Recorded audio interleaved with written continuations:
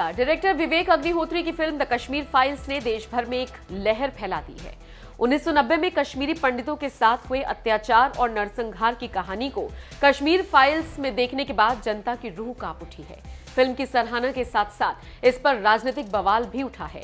कई लोग फिल्म पर अपना रिएक्शन दे रहे हैं। इनमें अक्षय कुमार की पत्नी ट्विंकल खन्ना भी शामिल है। ट्विंकल ने फिल्म पर जोक मारा था, जिस पर अब फिल्म मेकर अशोक पंडित का जवाब आया है। ट्विंकल ने सार्कास्टिक वे में कश्मीर फाइल्स पर अपनी बात रखी थी। उन्होंने टाइम्स ऑफ इंडिया के कॉलम में फिल्म पर अपना रिएक्शन अलग ही तरह से दिया था। उन्होंने जो लिखा उस पर अशोक पंडित ने आपत्ति जताई है। अशोक ने ट्वीट कर लिखा, मैम आप बहुत लेट हो गई हैं। कश्मीरी पंडितों के नरसंहार पर बनी फिल्म ने पहले ही सांप्रदायिकता के ताबूत में इस्लामिक टेररिज्म की कील ठोक दी है। आपसे निवेदन करता हूं कि 7 लाख कश्मीरी पंडितों के नरसंहार के प्रति इतना असंवेदनशील ना हो। इसके अलावा अपने दूसरे ट्वीट में उन्होंने लिखा, मैडम कश्मीर फाइल्स की सफलता ने आपको इतनी कड़ी टक्कर दी है कि आपने अपना दिमागी संतुलन खो दिया है। मनोज कुमार जी को गाली देना आपके पिता राजेश खन्ना जी को गाली देना जैसा है। आपको निश्चित रूप से मेडिकल हेल्प की आवश्यकता है। तो देखा आपने, अशोक पंडित ने सीधा सीधा अक्षय कुमार की पत्नी ट्विंकल को लताड़ लगा दी है। अब चलिए आपको ट्विंकल खन्ना का वो रिएक्शन दिखाते हैं जो उन्होंने अपने कॉलम में दिया था। ट्विंकल ने कश्मीर फाइल्स के नाम को लेकर जोक मारा था। प्रोड्यूसर के ऑफिस में एक मीटिंग में मुझे जानकारी दी गई कि कश्मीर फाइल्स को श्रद्धांजलि देने के लिए नई मूवी टाइटल की बाढ़ सी आ गई है। क्योंकि बड़े शहरों का नाम पहले ही बुक कर लिया गया है, इसलिए अब बाकी बचे लोग अंधेरी फाइल्स, खार डांडा फाइल्स, यहाँ तक कि साउथ बॉम्बे फाइल्स नाम की रजिस्ट्री करवा रही हैं। मैं सोच रही हूँ कि मेरे कलीग्स क्या अभी भी खुद को फिल्म मेकर्स कहेंगे या फिर इस फ्लिंग के साथ वो भी सच्चे राष्ट्रवादी मनोज कुमार की तरह सभी क्लर्क बन गए हैं। ट्विंकल ने आगे ये भी बताया कि उन्होंने अपनी एक मूवी आइडिया के बारे में अपनी मां डिंपल कपाड़िया को बताया था। उन्होंने अपनी मां से कहा, मैं एक मूवी बनाने जा रही हूं, नाम है नेल फाइल। इस पर डिंपल पूछती हैं, किस बारे में है? विनाशकारी मैनिक्योर पर तो नहीं? डिंपल की इस बात पर ट्विंकल ने जवाब दिया, हाँ हो सकता है, पर कम से कम ये सांप्रदायिकता के ताबूत में आखिरी कील ठोकने से बेहतर है। बता दें, न सिर्फ अशोक पंडित बल्कि सोशल मीडिया पर कई लोगों ने ट्विंकल खन्ना को खरी खोटी सुनाई। इतना ही नहीं, ट्विंकल खन्ना की वजह से अक्षय को भी लोग लपेटे में ले रही हैं।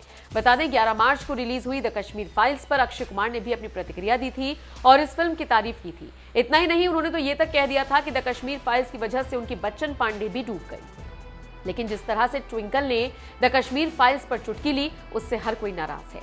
आपका इस खबर पर क्या कहना है, कमेंट करके जरूर बताएं।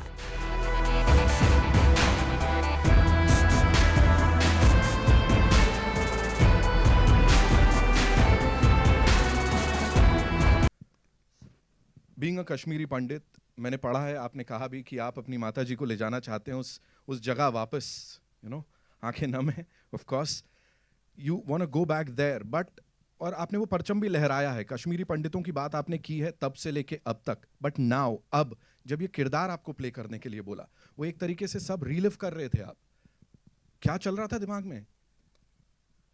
बहुत मुश्किल होता है उस किरदार को प्ले करना जो आपने महसूस किया हो, बिकॉज महसूस करना जो है when you are performing that as an actor, सिर्फ महसूस करना काफ़ी नहीं होता है, बिकॉज आपको एक फ़िल्म के दायरे में एक्टिंग करनी है। तो इस फिल्म के 2 पहलू हैं, as an actor and as a person. तो जहाँ तक पर्सन की बात है, आप कितना भी महसूस कर लो, अगर वो एक्टर अच्छा नहीं है तो वो पर्दे पर उस दर्द को, उस तकलीफ़ को नहीं ला सकता है। महसूस तो हम सब लोग करते हैं, हम सब लोग दुख महसूस करते हैं, हम तकलीफ़ महसूस करते हैं, खुशी महसूस करते हैं, हंसते हैं, रोते हैं, but everybody can't act it out. It's a job of an actor to do that. So I want to separate 2 issues over here. One is that just because I'm a Kashmiri Pandit does not mean that I will be able to portray that pain brilliantly unless I can project what I'm feeling. जब विवेक ने मुझे पता लगा कि वो ये film कर रहे हैं और उन्होंने मुझे ये रोल दिया, और सबसे पहली बात जो इन्होंने मुझे बोली कि मैंने कहा इस कैरेक्टर का नाम क्या रखा है, तो इन्होंने कहा पुष्कर नाथ। पुष्कर नाथ मेरे पिताजी का नाम है, मेरे अपने पिताजी का। तो हम जब देहरादून पहुँचे इसकी शूटिंग करने के लिए, तो मिथुन जी और पुनीत और दर्शन ऑलरेडी शूटिंग कर रहे थे। अलग से एक फिल्म का माहौल ही कुछ अलग था। ऐसा लग रहा था कि कुछ बहुत ही इम्पॉर्टेंट फिल्म बन रही है, क्या हो रहा है, क्या सिचुएशन है। हम तो बाहर से आए थे, फ्लाइट से ऐड किए थे, रास्ते में खाना वाना खा के गए थे. And then it dawned on me what it is to be playing Pushkar Nath. A simple, normal human being जिसको कोई दुनिया की ऐसी चीज़ों का पता नहीं है. I was representing a normal Kashmiri Pandit from Kashmir, which my father represented very well.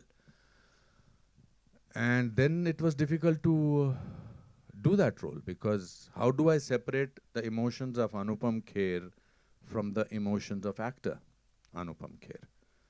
What is real and what is acting? So from that point of view, it was one of the most difficult roles. He gets dementia, he does not know what is happening, he has to, and on top of it, I was doing scenes with Darshan, who was not on the same wavelength as a character of Pushkar Nath. So it was a difficult job. Plus कहानी वो थी जो मैं सुन चुका था अपने रिश्तेदारों से, करीबी रिश्तेदारों से, मेरे मामा से, मेरी माँ से, और हम सब वो अंडर द रग उसको जब छुपाते हैं ना, जब तकलीफ बहुत ज़्यादा होती है तो उसको दबा के रखते हैं. That's why it turns into depression.